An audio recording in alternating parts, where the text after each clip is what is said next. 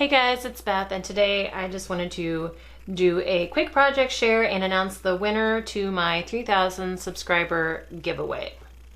So first, let me share a project with you that I made using some of the 4th of July paper that was in the All Seasons 3 pad from the Paper Studio. I decided to make a paper wreath. And this wreath is loosely based off of a video I saw from Split Coast Stampers several years ago, and I don't know if it was a recent video or if it was an old video at that point, but they used like a wider wreath form, longer strips, and double-sided paper. So I say it's loosely based off that because I'm using a smaller wreath form with thin single-sided paper. So I knew I needed a kind of thin wreath form kind of as my base. And so I was looking through my stash, and I actually had an embroidery hoop, a wooden embroidery hoop that I had found at Goodwill, I think, for like 69 cents. So very inexpensive. And so I just used the inner part of that because, you know, there are two pieces to the wreath, to an embroidery hoop. You have like an inner loop, and then you have an outer loop that has like the little knot on it that you can tighten up the hoop with. So I just used the inner ring, and it's about 1/2 an inch thick, the ring base itself, and then the hoop, the circle, is about 8 inches in diameter. I had one full sheet of this red bandana paper left, so I decided to make that my actual wreath.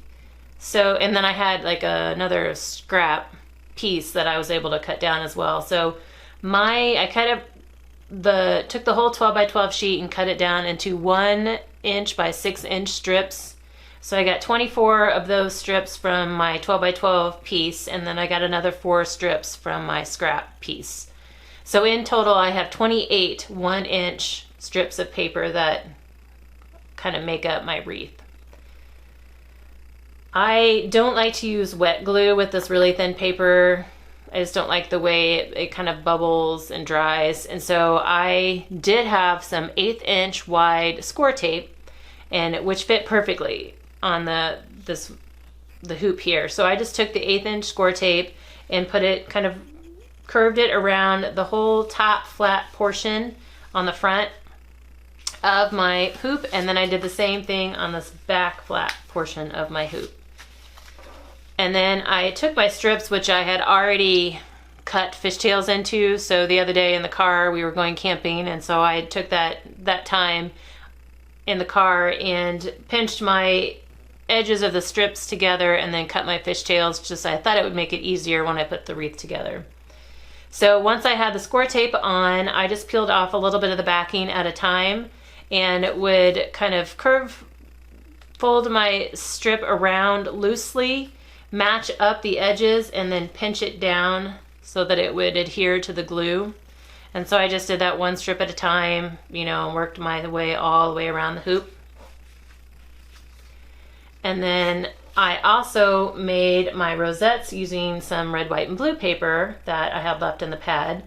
And I used my silhouette to actually cut the rosette for me. So some of you may say that's cheating, and it probably was because it was so quick. The silhouette made it so quick and easy for me, because I think the majority of your time when making a rosette is scoring, at whatever interval it is that you're using for your rosette. It's making all those score lines and then coming back and fold them. Well, the silhouette cut all the strips for me, and it even gave me a scalloped edge on the strip. And then it also did perforated lines for all of my score lines. So all I had to do was fold. I didn't have to mark anything, score anything. I just had to fold and glue. So super, super simple. And the silhouette also would have cut the other pieces of the rosette for me, but I didn't want to use what they had as their toppers. And so I just kind of used my own pieces and parts. I actually used some punch circles, like cardstock circles that I already had in my stash for the backs of the rosettes, and I didn't really care. You can kind of see I didn't care what color they were as long as they were nice and stiff cardstock circles. And then for the front layers, I just used some coordinating cardstock to like punch some circles to kind of give me a layered look on top. And then I did find some star stickers in my stash that kind of coordinated with that vintage aged red, white, and blue look, because the paper in this section of the pad, it wasn't like a bright white, clean red, white, and blue. It was more of an aged vintage. So like this is kind of more of a tannish cream instead of a white, and then these are more muted colors. So I was happy to find those stickers in my stash. So I kind of just based my cardstock circles off the size of those stickers and then glued everything down. And then the rosettes I attached to my wreath base here just with some hot glue.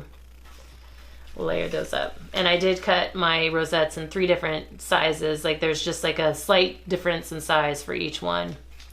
And then as far as my hanger, I just took some tan yarn and added some hot glue here on the back and glued that down. We'll see how well that holds. The wreath is really light, so I'm not worried about the strength of the yarn. I'm just worried about the strength of that little bit of glue that I used. We'll see if that was enough. But I thought about actually tying my yarn, you know, around the base itself, but I didn't like how that looked coming off the front. I just wanted it hidden on the back. So that is kind of a different way to decorate with your paper. You can use it, cut it into strips if you have any kind of round form. I actually also considered doing some small ones using the inside of the red line tape. It leaves you with like a plastic, kind of a hard plastic ring once you use up all the tape, and I've saved several of those thinking I could use them for something. So I actually thought about doing some like smaller, like a couple smaller wreaths, but then found this in my stash and I thought, oh, that'd be perfect. That'd make a little bit bigger impact. So I'm excited to hang this on my pantry door in our kitchen because I don't have anything up there right now for 4th of July. So that is my quick little project.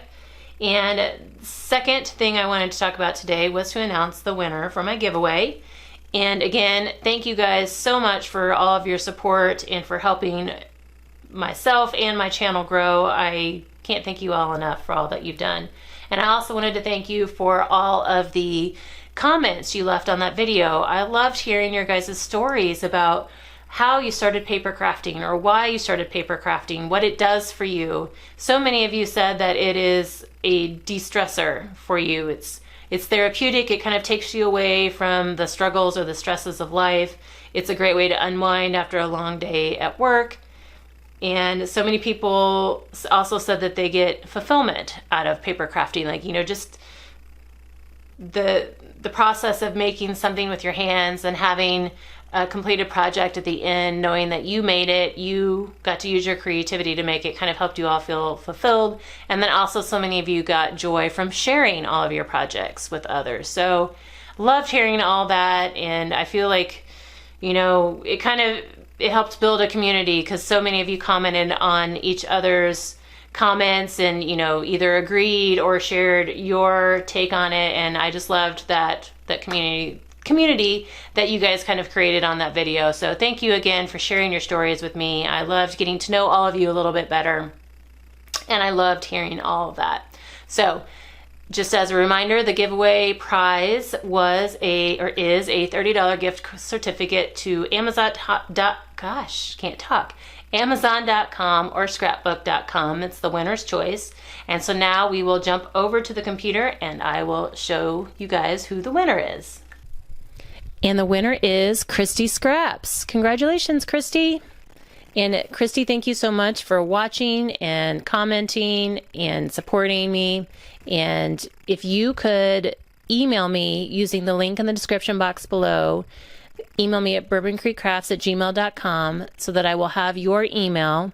And then you can, when you email me, let me know if you would prefer the Amazon or the scrapbook.com gift certificate. Then I can get your prize out to you this week. But thank you guys all so much for all of your love and support. I truly appreciate each and every one of you. And I loved getting to know you guys a little bit more through your comments. As I mentioned earlier, it was so fun just hearing all of your stories. But thank you guys so much for your time today. And I hope you have a crafty rest of your week.